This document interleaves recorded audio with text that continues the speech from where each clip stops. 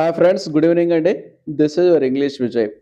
AP TET 2025కు prepare అవుతున్నటువంటి అభ్యర్థులందరికీ కూడా ఉపయోగపడే విధంగా మనం థర్డ్ క్లాస్ ఇంగ్లీష్ టెక్స్ట్ బుక్లో ఉన్నటువంటి గ్రామర్ అండ్ వొకాబులరీ సెక్షన్స్ను మనం ఈ వీడియోలో చూద్దామండి. Third class English text book ఒక పేరు ఇవ్వడం అనేది జరిగిందండి. ఇక్కడ చూడండి, ఆ టెక్స్ట్ బుక్ పేరు మీకు కనిపిస్తూ ఉంది, బ్లాజమ్స్ అని. ఇంగ్లీష్ రీడర్ థర్డ్ క్లాస్ అండి. ముందుగా మనం ఈ థర్డ్ క్లాస్ ఇంగ్లీష్ టెక్స్ట్ బుక్లో ఉన్నటువంటి కాంటెంట్స్ చూద్దామండి. 9th పేజీలో ఇవ్వడం జరిగింది ఏ లెసన్స్ ఉన్నాయనేది. ఇక్కడ ఉంది చూడండి. ఓకేనా, టోటల్ 8 యూనిట్స్ ఉన్నాయండి. ఇందులో ఫస్ట్ యూనిట్ వచ్చేసి Tenali Rama and the thieves అండి. Second unit the recipe book అండి. Third unit the loyal mongoose. Fourth unit help me please. Fifth unit వచ్చేసి ద గుడ్ సమరిటాన్. అందరూ దీన్ని సమరిటాన్ అని ప్రొనౌన్సియేషన్ చేస్తారండి. ఇది రాంగ్ అండి.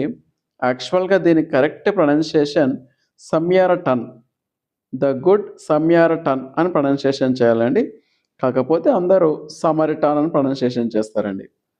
Sixth unit do good and reap good. Seventh unit the lazy grasshopper. Eighth unit king Sibi and the dove. ఇప్పుడు మనము first యూనిట్లో ఉన్నటువంటి విషయాలను చూద్దామండి.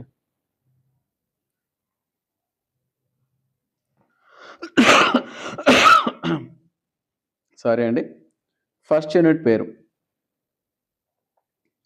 Tenali Rama and the thieves. ఇక్కడ ప్రీ రీడింగ్ అని ఒక సెక్షన్ ఇవ్వడం జరిగిందండి. ఇక్కడ ఒక ఇన్విటేషన్ ఇచ్చారండి. ఇదే మనకు ఎగ్జామ్కు రాదండి. ఆ ఇన్విటేషన్కి సంబంధించి కొన్ని క్వశ్చన్స్ ఉన్నాయి. ఇక్కడ రీడింగ్ అనే సెక్షన్ కింద Tenali Rama and the thieves lesson ఇవ్వడం అనేది జరిగిందండి. ఈ లెసన్ మనం చదవాల్సిన అవసరం లేదండి. ఈ లెసన్ కూడా మనకేం ఎగ్జామ్కి రాదండి. నెక్స్ట్ చూడండి, ఈ గ్లాజరీ. ఇది ఇంపార్టెంట్ అండి. ఈ గ్లాజరీలో ఉన్నటువంటి పదాలు మనం తెలుసుకోవాలండి. ఇక్కడ కొన్ని పదాలు ఇవ్వడం జరిగింది. ఆ పదాలకు ఉన్నటువంటి మీనింగ్స్ని మనము చూద్దామండి. ఇక్కడ ఉన్నటువంటి ఫస్ట్ వర్డ్ అండి, జస్టర్. జస్టర్ అనే పదానికి ఉన్నటువంటి meaning a man who tells jokes and makes people laugh. Jokes చెప్పి ప్రజలను నవ్వించే వ్యక్తిని జస్టర్ అని పిలుస్తారండి. Wit, the ability to use words in a clever and humorous way. Wit అంటే తెలుగులో మనము చతురత అని చెప్పుకోవచ్చండి. అంటే ఇక్కడ మనం ఇంగ్లీష్లో ఏమిచ్చాడు, చాలా క్లవర్గా, చాలా హ్యూమరస్గా వర్డ్స్ని ఉపయోగించే సామర్థ్యాన్ని విట్ అంటారండి. తెలుగులో చతురత అంటారు. నెక్స్ట్ వర్డ్ వచ్చేసి బ్యాక్ యార్డ్ అండి. బ్యాక్ యార్డ్ అంటే అర్థము a place at the back of the house. మన ఇంటి వెనక ఉండే ప్లేస్నే బ్యాక్ యార్డ్ అని పిలుస్తారు. డ్రా అంటే పుల్ ఆర్ డ్రాగ్, లాగడం అని అర్థం అండి. తర్వాత ఫేమస్, మీకు అందరికీ తెలుసు కదండి. ఫేమస్ అంటే known about by many people, అంటే చాలామందికి తెలిసిందనుకోండి, అది ఫేమస్. నెక్స్ట్ వర్డ్ వచ్చేసి కేర్ఫుల్ అండి. విత్ గ్రేట్ అటెన్షన్, శ్రద్ధతో. వాల్యుబుల్ అంటే విలువైన. Worth a lot of money. Rushed, done in a hurry అంటే తొందరగా చేయబడిన. Escape, to get free from something, తప్పించుకోవడం అని అర్థం అండి. ఇలా గ్లాజర్లో ఉన్నటువంటి వర్డ్స్ను మీరు బాగా నేర్చుకోవాలండి.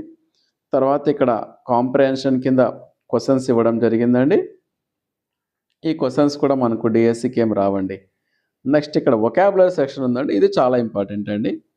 ఇక్కడ ఈ వొకాబులరీ సెక్షన్లో మనకు ఏమి ఇవ్వడం జరిగిందంటే ఆపోజిట్ వర్డ్స్, యాంటనిమ్స్ అనేది ఇవ్వడం జరిగింది. ఇక్కడ మనకు టాల్ అనే పదానికి యాంటనిమ్ వచ్చేసి షార్ట్ అండి. అదేవిధంగా మరికొన్ని పదాలు ఇచ్చాడు.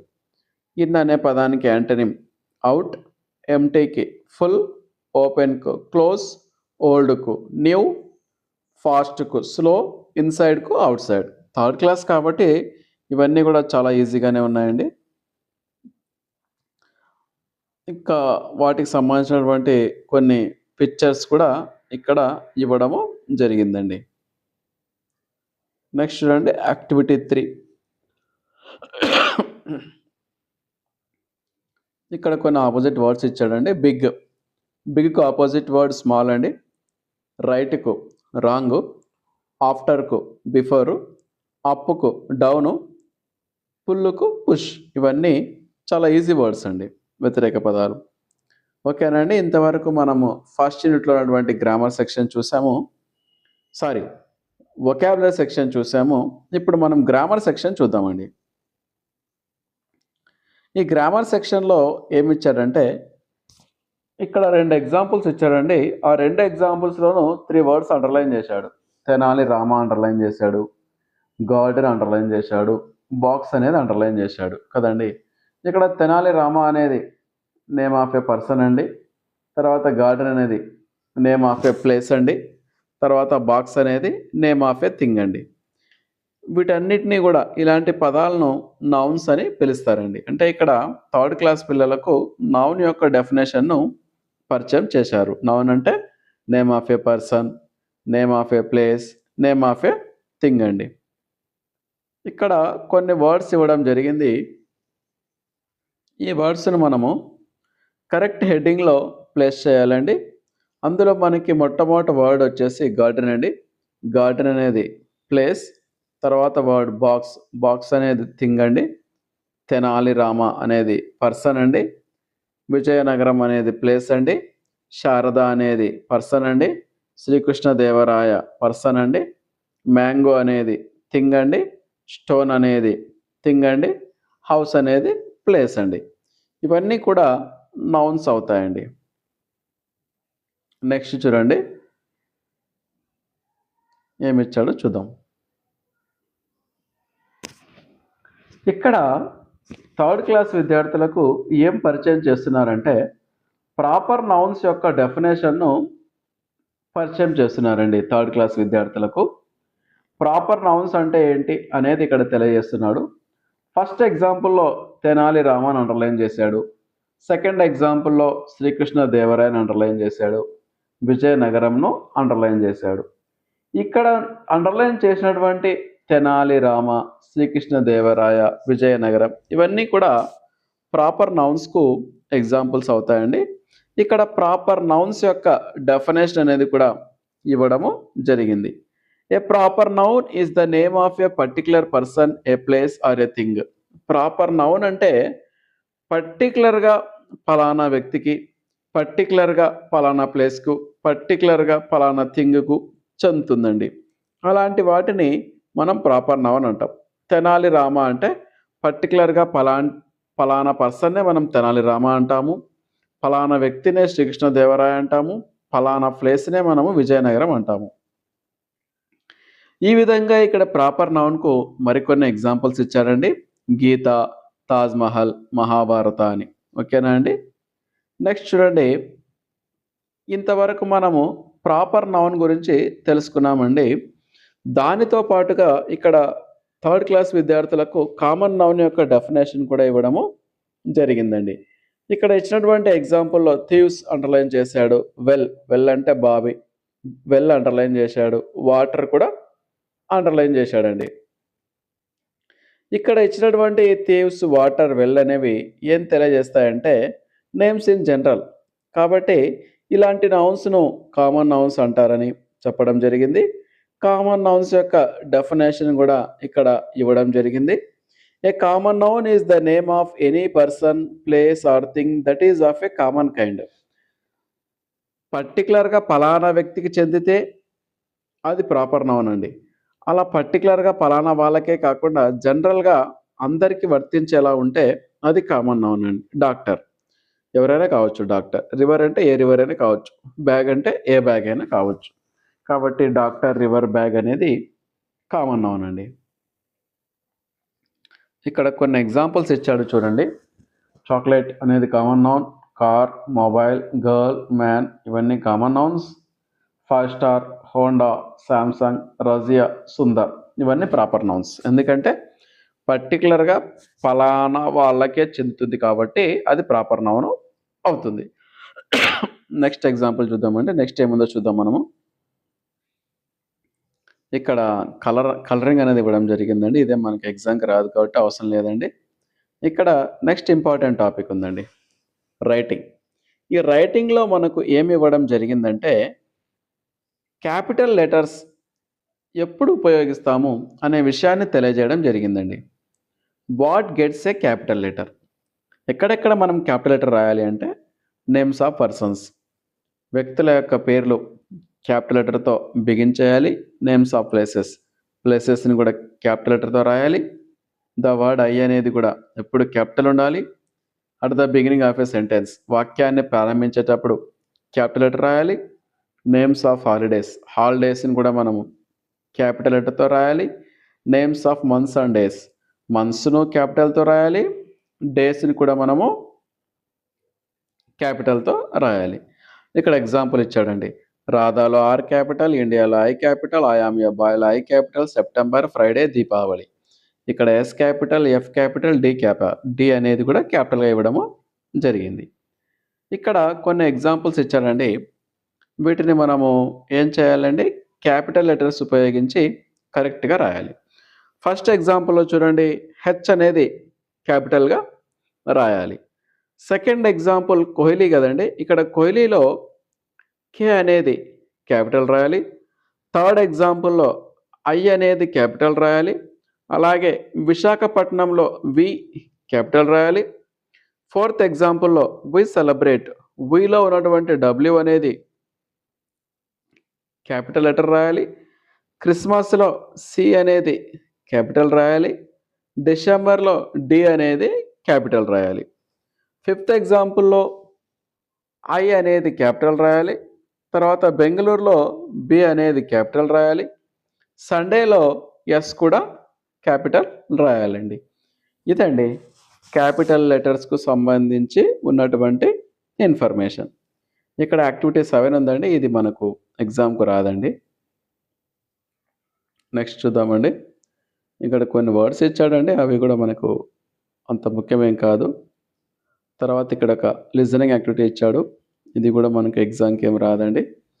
ఫన్ టైం ఇచ్చాడు, ఇది కూడా మనకు సంబంధం లేదండి. నెక్స్ట్ ఫస్ట్ యూనిట్ అయిపోయిందండి. ఇప్పుడు సెకండ్ యూనిట్ చూద్దామండి.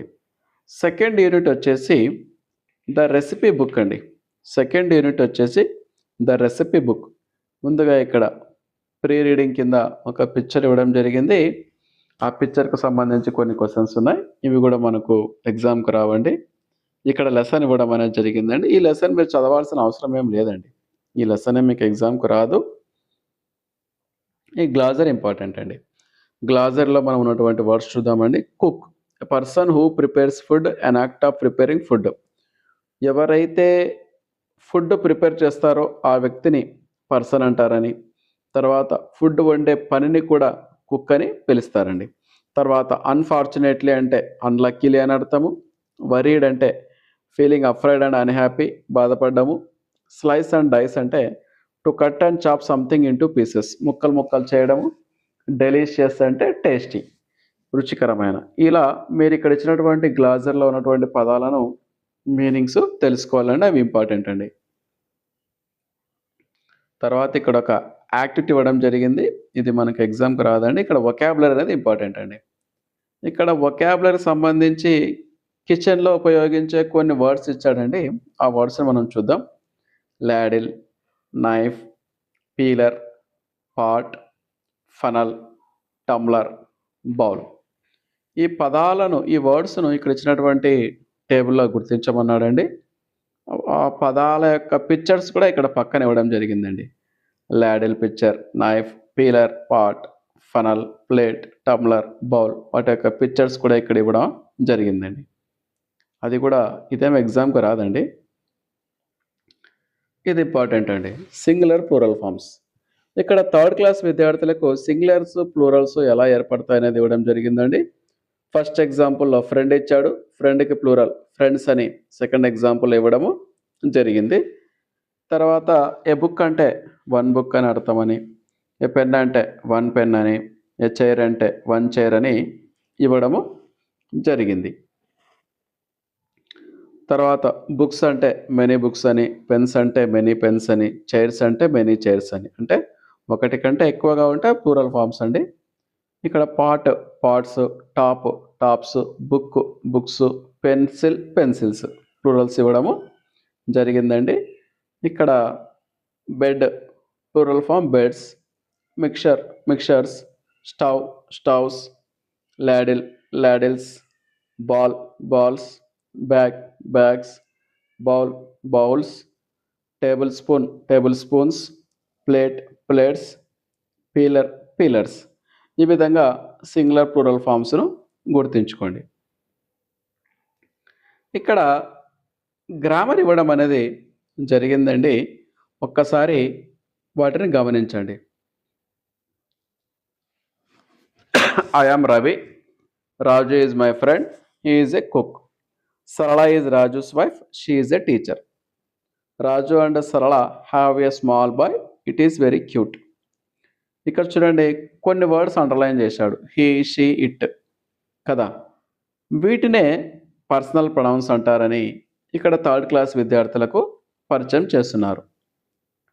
The words I, he, she, it are used in place of names of persons, so they are said to be personal pronounce.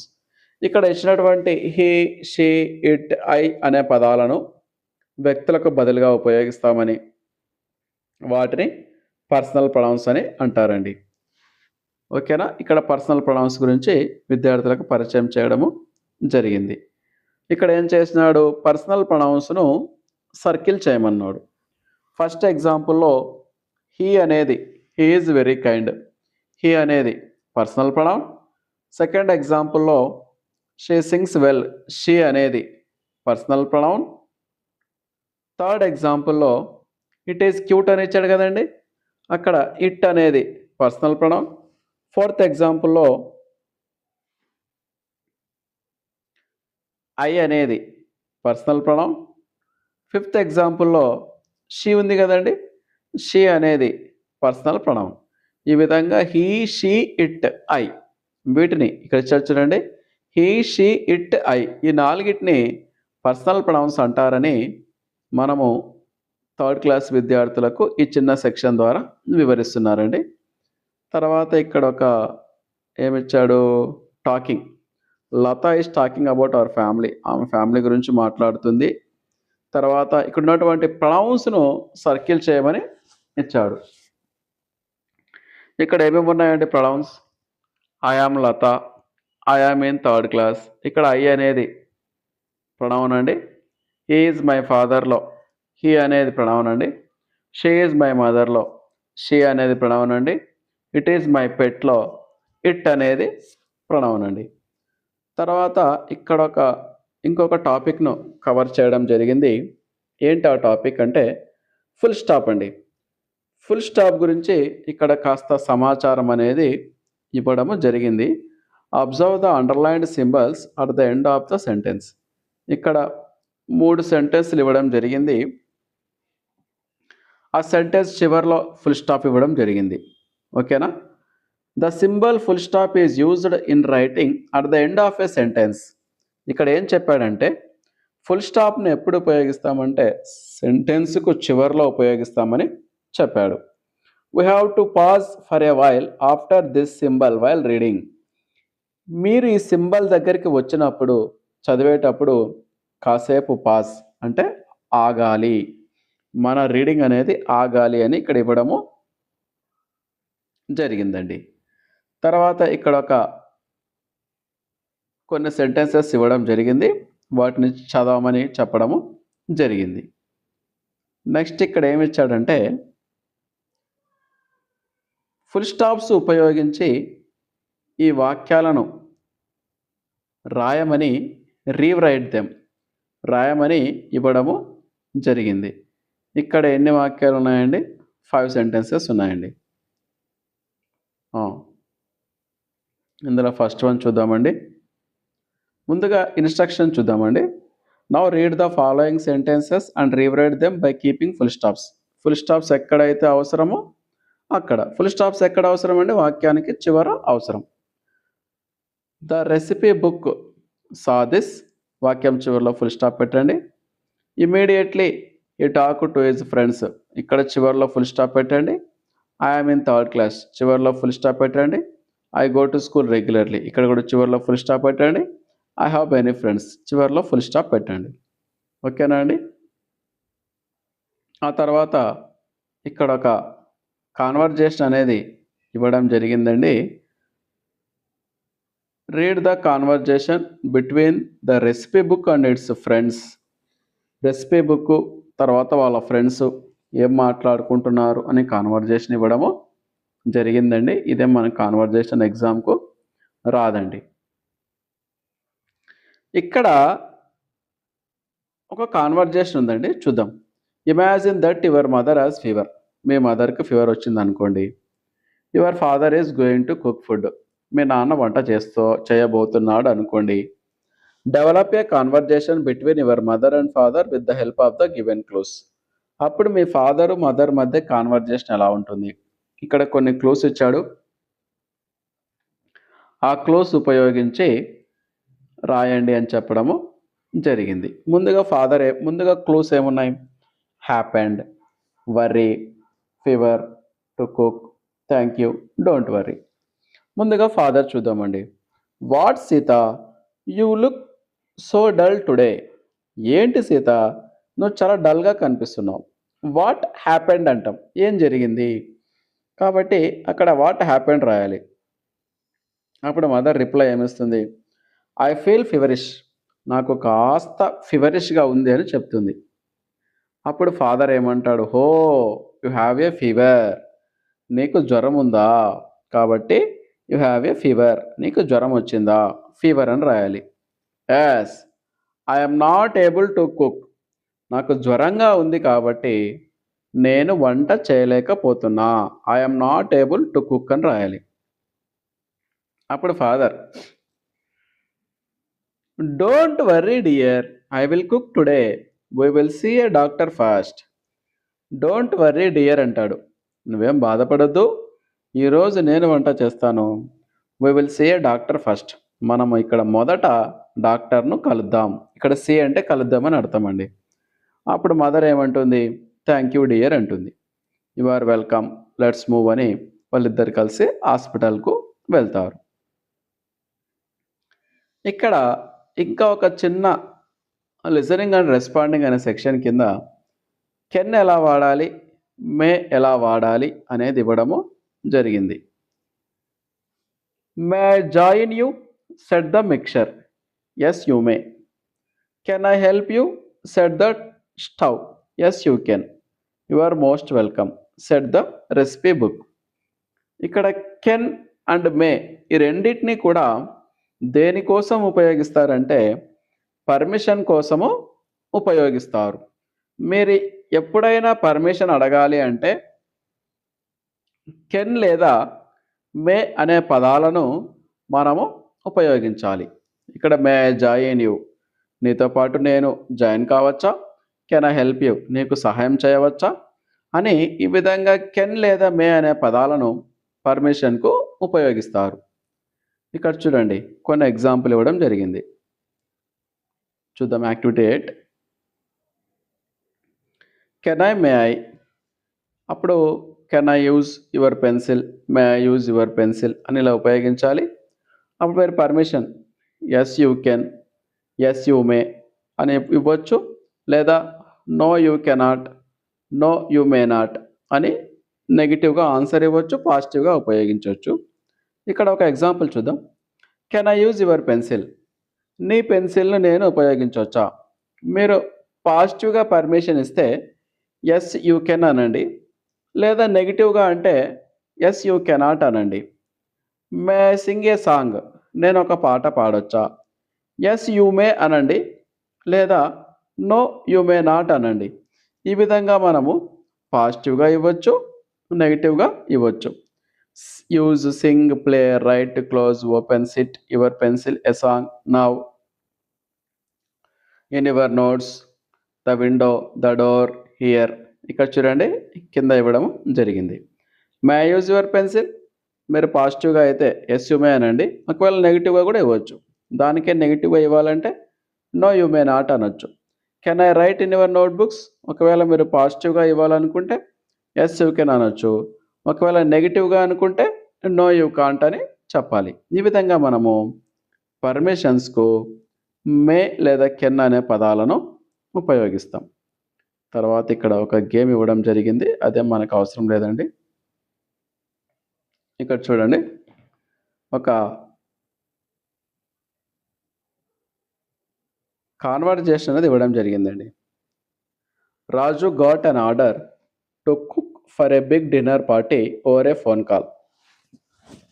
Develop a role play between the customer and Raju with the help of the clues given. ఇక్కడ conversation అనేది ఇవ్వడం జరిగింది. ఎవరెవరి మధ్య? Customer మధ్య, రాజు మధ్య. కింద కొన్ని వర్డ్స్ అనేది ఇచ్చారు. Can you, Sunday, is it, speaking, how many plates, an order, thank you అని. ఈ కాన్వర్జేషన్ను మీరే సొంతంగా ప్రయత్నించాలి అనే ఉద్దేశంతో నేను చెప్పకుండా నెక్స్ట్ టాపిక్కు మూవ్ అవుతున్నాను. ఇది చాలా సింపుల్గానే ఉందండి. మీరు ఏమాత్రం ఇబ్బంది లేకుండానే కింద ఉన్నటువంటి వర్డ్స్ను ఉపయోగించి ఆ కాన్వర్జేషన్ను డెవలప్ చేయండి. ఇక్కడ కొన్ని వర్డ్స్ ఇచ్చారు, అది మనకు అవసరం లేదండి. తర్వాత ఇక్కడ ఒక పోయం ఇచ్చాడు, ద స్వింగ్ అని. మీరు ఈ పోయం చదవాల్సిన అవసరం ఏం లేదండి. కాకపోతే ఈ పోయం రాసినటువంటి పోయెట్ పేరును గుర్తుంచుకోండి. ఆ పోయెట్ పేరు రాబర్ట్ లూయిస్ స్టీవెన్సన్. ఓకేనా? ద స్వింగ్ అనే పోయంను రాసినటువంటి వ్యక్తి రాబర్ట్ లూయిస్ స్టీవెన్సన్. ఇక్కడ కొన్ని రైమింగ్ వర్డ్స్ ఇచ్చాడు. Swing, thing, blue, do, wall, all, wide, side, green, again, brown, down. ఇవన్నీ కూడా రైమింగ్ వర్డ్స్ అండి. ఇక్కడ కూడా బ్లూ ఇచ్చాడు. Wide, green, brown, wall, Singh. ఈ కొన్ని పదాలకు మనం ఏం చేయాలి? రైమింగ్ వర్డ్స్ అనేది రాయాలండి. ఎలా రాయాలో ఇక్కడ మనము చూద్దామండి. పైన ఆల్రెడీ మనకి ఇచ్చాడండి బ్లూ. బ్లూకు ఇక్కడ డూ ఉంది. ఇక్కడ కూడా మీరు బ్లూకు డూ రాయండి. తర్వాత వైడ్, ఇక్కడ కూడా పైన ఇచ్చారు చూడండి. వైడ్కు సైడు. తర్వాత ఇంకా ఏమండి? సింగ్. సింగ్కు ఇక్కడ కూడా మీకు ఇచ్చింటాడు. మీకు డౌట్ వస్తే పైన చూడొచ్చు. సింగ్కు పైన లేదండి, ఇక్కడే ఉంది, చూసి రాద్దాం. సింగ్కు థింగ్ అండి. గ్రీన్కు పైన ఏమి ఇచ్చాడో చూద్దాం. గ్రీన్కు అగైన్ అండి, ఇక్కడ అగైన్ ఉంది. బ్రౌన్కు డౌన్ అండి. వాల్కు ఆల్. అంటే మోస్ట్లీ పైన ఉండే వర్డ్సే కింద ఇవ్వడం జరిగింది.